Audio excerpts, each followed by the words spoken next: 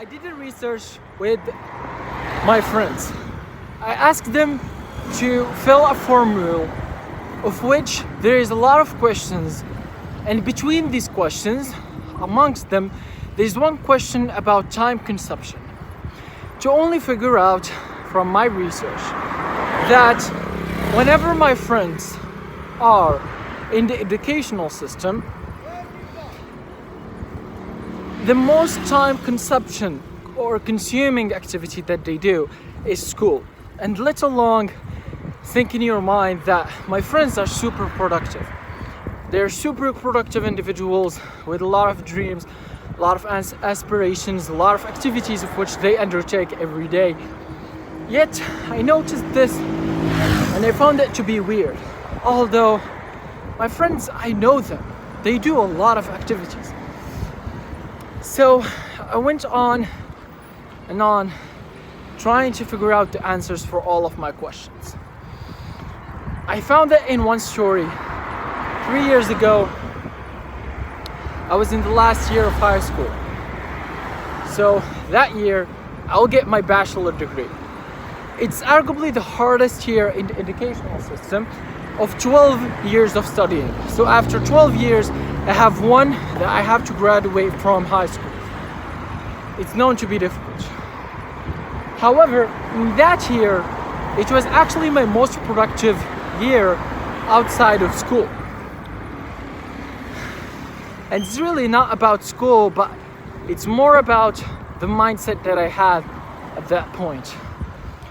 Just to clarify what I was doing, I was actually making YouTube videos.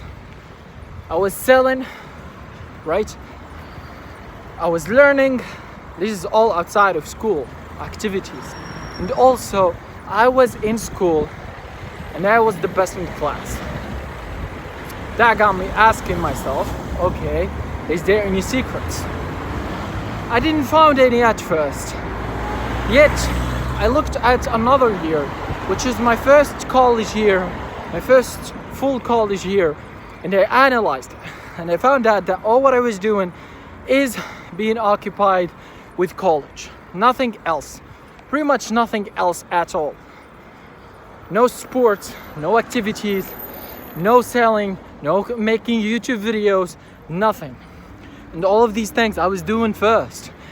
Not reading a single book in the entire year. All of these that I did in my last year of high school. So what's the difference? What's the secret behind these two? Today, I decided that I'm gonna share with you the secret. So actually the secret that comes along is about the mindset and how you think. For me, how I think about school. So one of the biggest elements and hardest to beat in school is the actual fear that is implanted by the teachers, by society, by family and parents, and by basically every mean or way that speaks about school. They will let you know that if you don't focus in school, if you don't focus in class, if you don't do all of the stuff that they told you, you will be punished by one of the punishments, which is basically not getting a good grade. Which is obviously at first you will say, this actually makes a lot of sense. If I don't obey my teacher, then I'll probably not get a good grade in school. I found that to be wrong. Because of two reasons. Doing good in school doesn't really associate with your behavior as a student in the first place. I will argue that it actually relates more about your behavior in the exams period. So, as an example, if you have an exam in mathematics, your behavior in that last week of mathematics exam will make the difference and not the actual behavior throughout the entire year with some rules that doesn't really affect the exam. And even that most teachers say that they will add you a lot of notes, a lot of grades for people that participate in the class, answer questions, do a lot of homework, which might be true, but it will not go over 25%. And from that 25%, there is also a lot of activities that you probably are doing. I'm not saying that you shouldn't participate in school, or you shouldn't do the activities, or you shouldn't do the homework. It's the opposite. I'm telling you to do them, but to do them smart. How you do them smart is you eliminate fear. In the last year of high school, I was fearless in front of the teachers because of one mindset that I had is that I don't want to go to school. I just do it for my mother. I didn't want to. I wanted to become someone else, something else. So that helped me to eliminate all the fear that my teacher will try to generate in my soul. Then you will actually then see some details and as well as some macro elements. So this being said, I want to actually tell you how to do this.